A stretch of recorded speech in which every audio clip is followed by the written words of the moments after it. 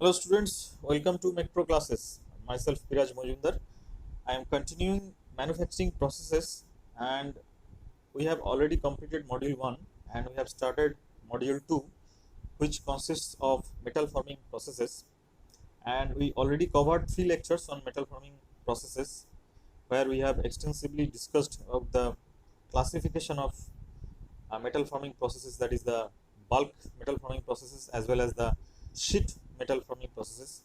And we have also discussed about the highlighted process of metal forming processes like rolling, forging, extrusion, drawing, etc. And also we have discussed about the stress strain diagram of ductile materials as well as the plastic region, plastic deformation. In the last class, we have discussed about the yielding criteria in metal forming processes, and we have also discussed on von Mises and Tresca criterion of yielding of ductile materials. So today we will be first of all discussing on the nature of plastic deformation and the metal flow, and then we will gradually move on to hot working and cold working processes, where we will learn thoroughly about the basic features of hot working as well as cold working process along with their advantages and disadvantages also. So let us start with hot and cold working processes first. Then we will gradually have some idea on the advantages and disadvantages of the hot and cold working process. So let us start about hot working and cold working process. Okay. So look, in hot and cold working process, before directly going to the hot and cold working process, I would like to discuss a little bit about the nature of plastic deformation that the metal has to undergo during the working. Okay. Look, plastic deformation is the deformation which is permanent and beyond the elastic range of the materials, that I must so as I earlier discussed with you, so say this one is your yielding, so this is your elastic region. So we are mainly dealing with this plastic region. This is a plastic. So plastic deformation is the deformation which is permanent. You must keep in mind or take a note somewhere. So it is permanent. Plastic deformation is permanent. So you must keep in mind.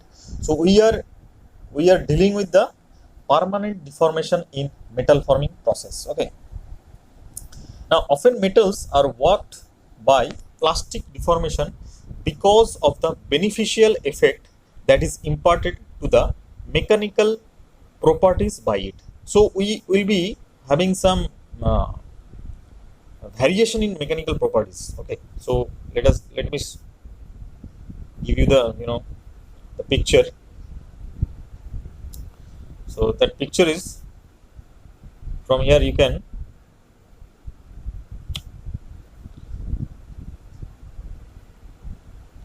this is the picture for hot and cold working process. So the grain structure will change, and that will widely affect the mechanical properties as well. Okay. Now, what happens? The necessary deformation in a metal can be achieved by the application of large amount of mechanical force only. Okay. So you can easily guess while working, this hot and cold working process, you are applying mechanical forces. Okay. So when you are applying mechanical forces, or by heating the material, in some cases you are heating the material and then applying the mechanical forces. Okay. So there will be gradually a change in the grain structure. Okay. And which will affect the mechanical properties of the materials as well. Okay. Now deformation the deformation of metals, which is caused by the displacement of the atoms, is achieved by one or both of the process called slip and twinning. So this two term is very important. You might get MCQs from this metal forming in your competitive examinations as well. So slip and twinning, these two terms you must keep in mind. Okay, so deformation of metals, when they are asking the deformation of metals which is caused by the displacement of the atoms, is achieved by these two processes. One is the slip and another one is the twining. So you, these two things you must keep in mind or take a note somewhere. Okay, so they will be asking you the dislocation and they will be giving you options. So you have to keep in mind that the option should be slip and twining, or simply they will be just giving one option, either of the one, slip or twining. Okay, so you must keep in mind that dislocation, or you can say the deformation of metals, is caused by the displacement of the atoms and is achieved by one or both of the process, that is slip and twining. And what happens, the crystal or grains of the metal are elongated in the direction of the metal flow. Now look what happens. It looks somewhat like this one. Say, I'll try to draw as clear as possible to make you understand, but you need to cooperate, as because the drawing will not be up to that mark, but I will make the drawing, I'll try to make as far as possible. Okay, so say this one. So look, this is the flow, the dashed line I am showing over here. It is the actually, so you can see over here I am showing the flow of the material, or you can say the metal crystals or grains, you can say. Okay, the crystals or grains are elongated in the direction of the metal flow. Okay, so this one, so that is the direction, this is the direction. So this is the direction. So these are the directions. These are the directions. Okay, so this is the direction. I think now it is somewhat clear to all of you. So it goes in this way. Okay, so this one, this type. Okay, so this one. So consider this as this figure as a metal. So you can see the flow of lines, the direction of flow of line will be in that actually the crystals or the grains of metal are elongated in the direction of the metal flow that I was talking about. Okay, and the lines, the visible lines I shown you in the figure, are known as the fiber flow lines. So you can take a note. So it is known as fiber flow lines. So that is the thing need to know. Okay, now since the grains are elongated in the direction of the flow, so that diagram, this one, this one. So the diagram that I was talking about previously,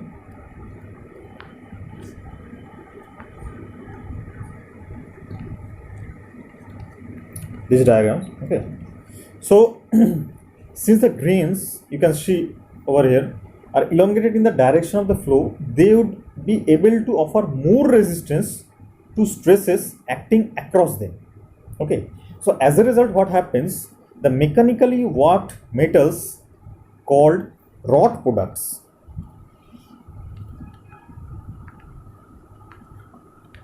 they are known as wrought products.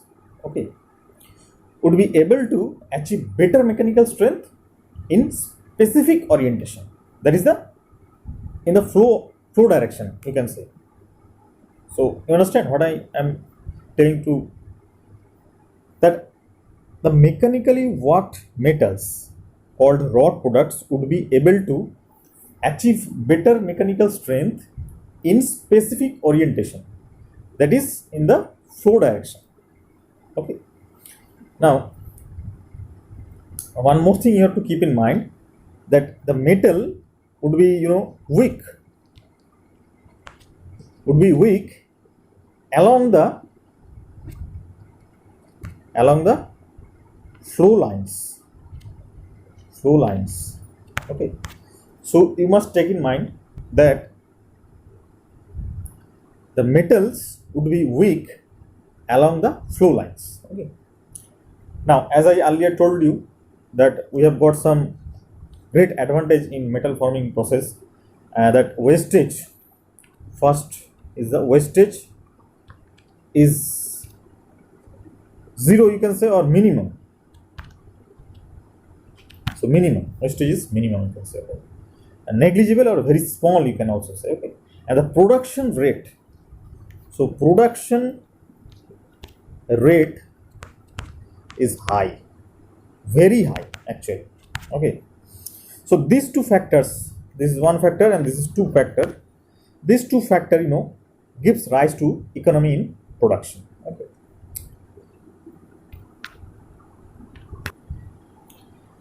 Now let us start with the hot working process. So if I consider this picture as a hot working process, say it is first heated to the to above the recrystallization temperature, and it is being hammered or worked, simply worked. Okay. So working means applying mechanical force. Okay. So either it may be hot worked or cold work, but the basic difference is the temperature. The temperature of the particular this material. If the temperature you are applying temperature, say this one is applying temperature, and the temperature is being raised above the recrystallization temperature, above recrystallization, then it is known as hot working process. And if you are working at a temperature below the recrystallization temperature, it may be at room temperature also. Okay. Sometimes what happens, for some metals, their recrystallization temperature is at room temperature only. So in that case, you cannot tell that I am working at room temperature and the working is said to be cold working, as because for some of the metals as well, I will be discussing with you. There are some metals, those metals having their recrystallization temperature at room temperature only. Okay. So those metals, you cannot simply call that I am working at working cold working. Okay. I'm not I'm not applying any heat, so I can call it as a cold working. You cannot call it as a cold working, as because we are mentioning this term recrystallization temperature. So either you have to mention the temperature. Actually recrystallization temperature you have to mention every time when you are telling that we are hot working or cold working or whatever. Okay. So you must keep in mind, if you are saying that I am working at room temperature, you are not technically correct whether you are hot working or cold working. Somehow if you mentions that I am working above recrystallization temperature of a metal, then you are technically correct while saying that I am hot working. Okay. So you get it. So I think I am clear to you that you should mention that whether the temperature of the metal is above recrystallization temperature or below it.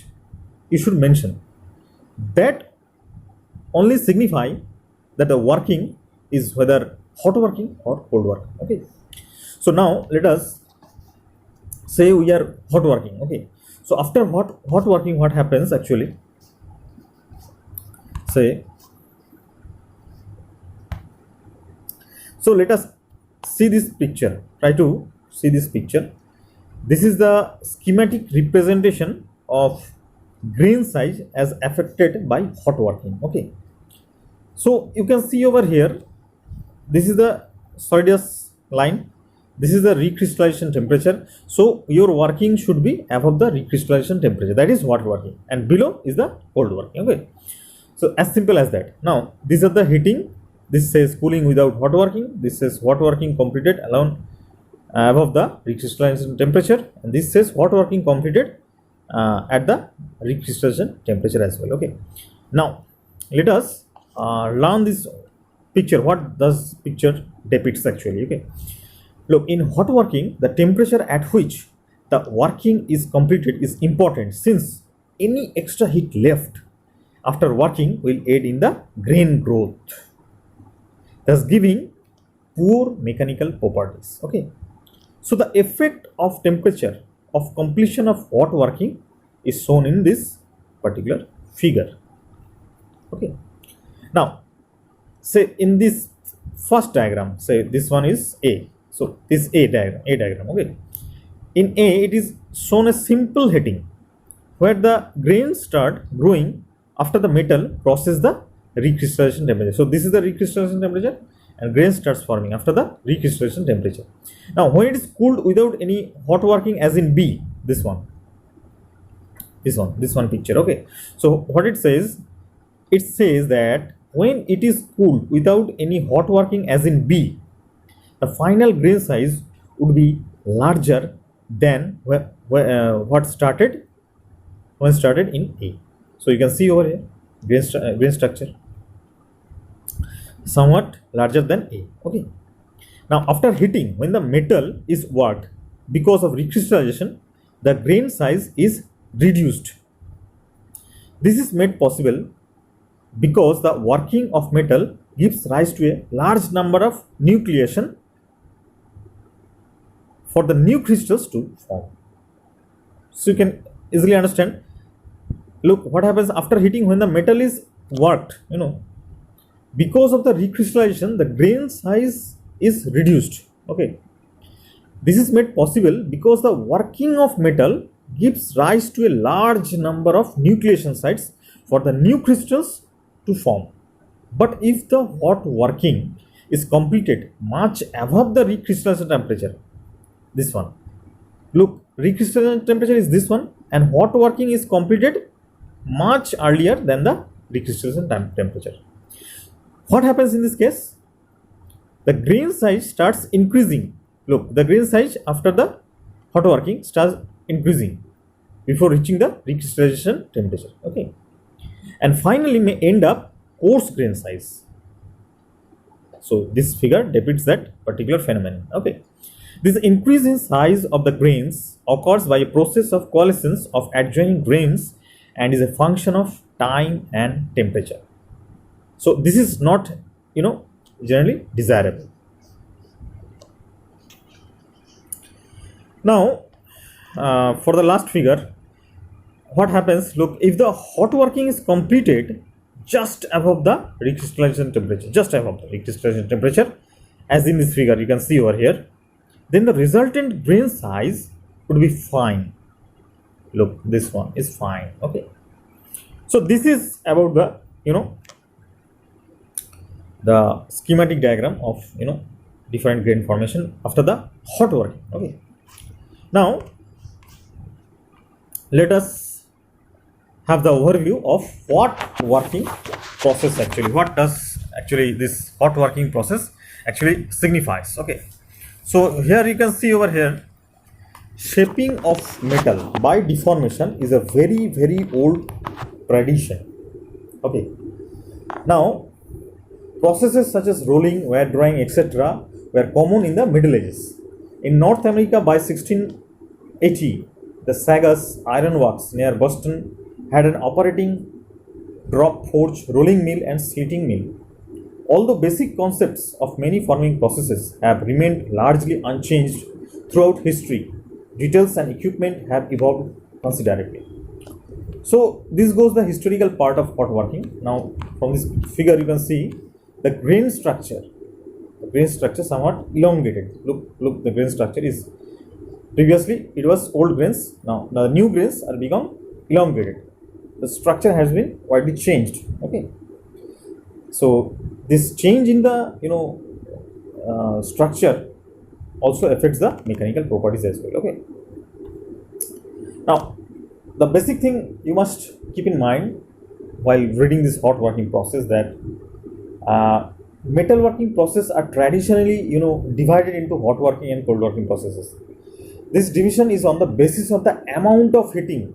You must keep in mind, I am stressing on this particular word, amount of heating applied to the metal before applying the mechanical force. Look, when you are going to work, that is simply work means either hot working or cold working. Okay, so when you are working, that means you are applying a mechanical force on it.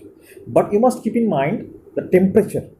You must mention the temperature. So temperature plays a vital role while giving the name as hot working or cold working. Okay, so those processes working above the recrystallization temperature are termed as hot working process, whereas those below are termed as cold working processes. Okay, now under the action of heat and the force, when the atoms reach a certain energy level, the new crystals start forming, which is termed as recrystallization. So this is very important as well. You can expect questions from this recrystallization temperature or recrystallization in your semester examinations. Okay, so recrystallization is the new crystals. When the new crystal starts forming, that is termed as recrystallization. Okay, now recrystallization is very important. You must keep in mind or take a note somewhere. I'm telling the a little bit about recrystallization. So first you must keep in mind the first point, that the new crystals when start forming is termed as recrystallization. Recrystallization destroys the old grain structure deformed by the mechanical working. You must keep in mind, an entirely new strain free crystals are formed. Okay, so you must keep in mind two things. First is here, recrystallization is the when the new crystal starts forming, and recrystallization destroys the old grain structure deformed by the mechanical working, and entirely new strain free crystals are formed. The grains in fact start nucleating at the points of severest deformation. Okay, now recrystallization temperature you can also define as a approximate minimum temperature at which complete recrystallization of a cold work metal occurs within a specified time. Okay, so these things which I told you, you must keep in mind that you all need to know about the recrystallization or recrystallization temperature as well. Okay, now one more thing I must tell you, that the recrystallization temperature generally varies from 1/3.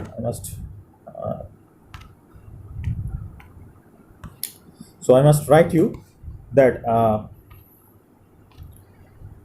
1/3, the recrystallization temperature generally from 1/3 to half. So I think it is not visible actually. So it is 1/3 to half. Okay, of the melting point of metals. So you must keep in mind that a recrystallization temperature generally varies from 1/3 to half of the melting point of most of the metals. Say you are having a metal whose melting point is 500. So either it will be 1/3 of 500 or simply half, that is 250. So you must keep in mind. Okay. Oh, this is a very important point. Okay. Now, the recrystallization temperature also depends on the amount of cold work a material has already received. Higher the cold work, lower would be the recrystallization temperature. Okay. Now, one more important thing I would like to share with you in connection with hot working actually. This is the isothermal forming. This is another process. During hot forming, cooler surfaces surround a hotter interior, and the variations in strength can result in non-uniform deformation and cracking of the surface. For temperature sensitive materials, deformation is performed under isothermal conditions. Isothermal means same temperature. Okay. The dies or tooling must be heated to the workpiece temperature, sacrificing die life for product quality. Close tolerances, low residual stresses, and uniform metal flow are the characteristics of isothermal found metal.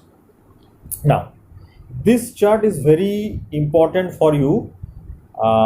You must take a screenshot, or you can simply note it somewhere, as because this is very important for you.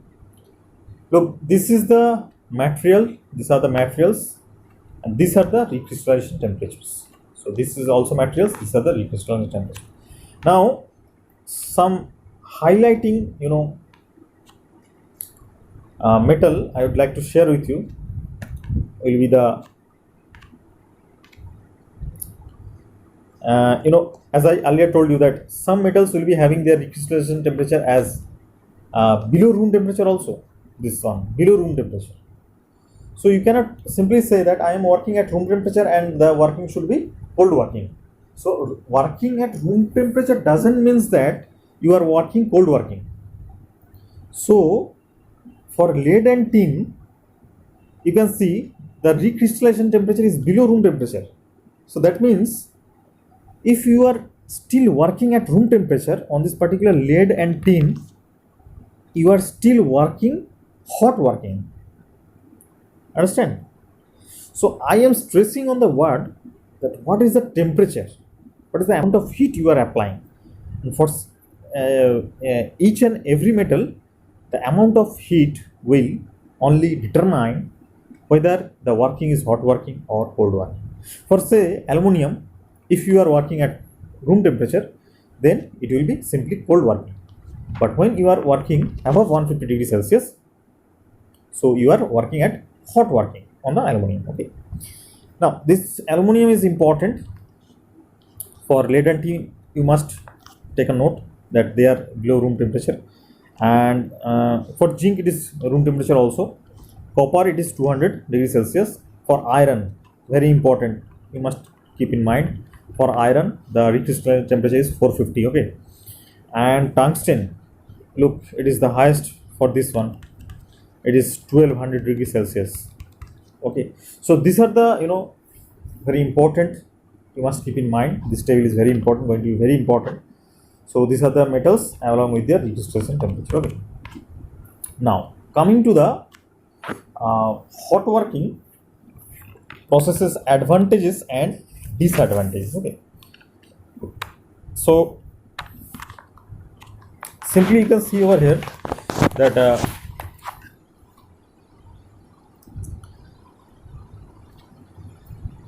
in the advantages portion of hot working process, it has got low cost. So you can see over here, it has got low cost, and it has got grain refinement from cast structure. As earlier I told you that grains are refined in hot working as well. Materials are left in a fully annealing heat treatment process, annealed condition, and are suitable for cold working as well. Scale gives some protection against corrosion during storage. Scale formation. Okay. Now availability as section, that is the girders and forgings, as well as the more usual bar, rods, sheets and strip and butt welded tuber also. Okay. So availability is there as section of. Now coming to the disadvantages, it is a poor surface finish, rough and scaly as well. Dimensional accuracy is of very low order. That is the most important, I must highlight you. This is the most important thing you must keep in mind, that in hot working the dimensional accuracy is going to be very of low order, you can say. Okay. Now another one is due to distortion on cooling leads to geometrical inaccuracy. That is the same thing, due to dimensional accuracy the geometrical inaccuracy is also there. And poor surface finish, this is very important. So these two things you must keep in mind while writing the disadvantages of the hot working actually. So disadvantages of the hot working are mainly dimensional accuracy is of poor order, and the surface finish is also very poor. Okay. And low strength and rigidity for metal considered. Now coming to the advantage, I must tell you that as the material is above the recrystallization temperature, any amount of working can be imparted since there is no strain hardening. But in case of cold working, we will be having strain hardening. you know strain hardening. I previously in the previous class I discussed about the work hardening or the strain hardening. Okay, so this phenomenon is going to be happening in cold working. So as because due to the hot working there is no question of strain hardening, so any amount of working can be imparted. Okay, now at high temperature what happens, the as in hot working you are applying high temperature. So at high temperature what happens, the material would have higher amount of ductility. So ductility, you know, is an important thing in case of hot working. Okay, so higher amount of ductility, and therefore there is no limit on the amount of hot working that can be done on the material. Even brittle materials can be hot worked also. Okay, sometimes actually. Now since the shear stress gets reduced at a high temperature, the hot working requires much less force to achieve necessary deformation. Okay, so you can easily deform. Now it is possible to, you know, continuously reform the grains in metal working, and if the temperature and rate of working are properly controlled, a very favorable grain size could be achieved, giving rise to a better mechanical properties. The mechanical properties, you know, are improved in hot work. That is one of the most important. And coming to the disadvantage, the same thing I will repeat, that is the poor surface finish. And sometimes what happens, some metals cannot be, you know, hot worked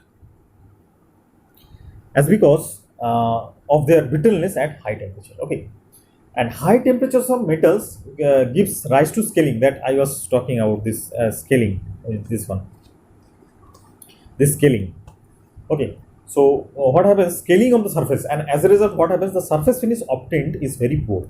And also there is a possibility of decolorization of skin in steels due to high temperature as well. Okay, now because of the thermal expansion of the metals, as because you are working hot working, that means you are applying high temperature, so due to the thermal expansion of the metals, the dimensional accuracy is also somewhat reduced, which is very difficult to achieve. And you know, since it is difficult to control the temperature of the workpieces as well. Okay, now handling and maintaining of hot metal is another very, you know, disadvantages, means it is very difficult, you can say. Okay, so that is all you need to know about hot working process. Okay, so let us move to the next slide. Now cold working. Now cold working is somewhat, you know, cold working of a metal is carried out below its recrystallization temperature. Earlier I told you. And the purpose of cold working is, a common purpose of cold working is given as that cold working is employed to obtain better surface finish. It is commonly applied to obtain increased mechanical properties. It is widely applied as a forming process of making steel products using pressing and spinning. It is used to obtain thinner materials. Okay, now cold working process, one of the most important is the cold rolling. So what happens in cold rolling? It reduces a plate or sheet of metal, as you can see from this picture, in rolling mills. So plate or sheet of metal helps to reduce the thickness, and it is always done at room temperature. Not for that material, you know, that lead zinc, what you have read earlier. For lead, it is the recrystallization temperature is below the room temperature as well. Okay, so that are the exceptions only. Okay, generally cold working are done at room temperature only. Okay, now from decoiler, strip is unwound, straightened and flattened in the pinch rolls, reduces thickness. After thickness is reduced, it is recoiled on the right hand coiler, then the mill's rolls are reversed for further reduction. Finally recoiled on the left hand, the middle coiler. Okay, so these are the processes. Now coming to the advantages, that is the very important. You must keep in mind that while reading hot working and cold working processes, advantages and disadvantages are the main thing you have to keep in mind, and that will be the questions, that are the portions where from the questions will be arriving into in your semester examinations as well. Okay, now coming to the advantages of the cold working process are: a better surface finish can be achieved, dimensional accuracy can be excellent because the work is not hot, so it doesn't shrink on cooling. Also, the low temperatures means the tools such as dies and rollers can cast a long time without wearing out. Now usually there is no problem with oxidative effects such as scale formation. That was the problem we were facing in the hot working. So as because here the temperature is low in comparison to the hot working, there is no formation of the oxides, or you can say no formation or no scale formation as well. Okay, now in fact cold working, for example, can make such scale come off the surface of a previously hot worked object. So you can see after hot working, if the surface finish is somewhat, you know, not up to the mark, not better, and but due to the fact that scaling is formed due to the hot working, you can easily remove the scales of the surface by cold working on that particular subject. So you can easily think that after hot working, if you want to achieve again a better surface finish, you can easily cold work the hot worked object as well. Okay, a controlled amount of cold work may be introduced. So these things, you must keep in mind that some more things I would like to share with you in cold working, and it is very important as well. Now in cold working, the cold working increases, you must keep in mind or take some note somewhere, increases the strength. So cold working, okay, so cold working, what happens, it increases the strength, that is, it increases strength and hardness as well. So these things you must keep in mind. Okay, And also, apart from the strength and hardness, the surface finish obtained is very good also in cold working process. Now, one more thing is very important that was not up to the mark in hot working: dimensional accuracy. So dimensional accuracy. So dimensional accuracy is very much good.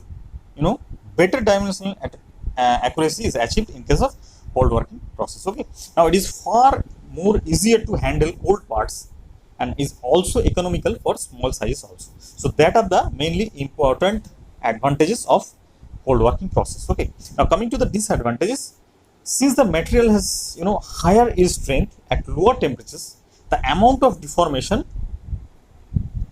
that can be given to is limited by the capability of the press or hammers. Okay.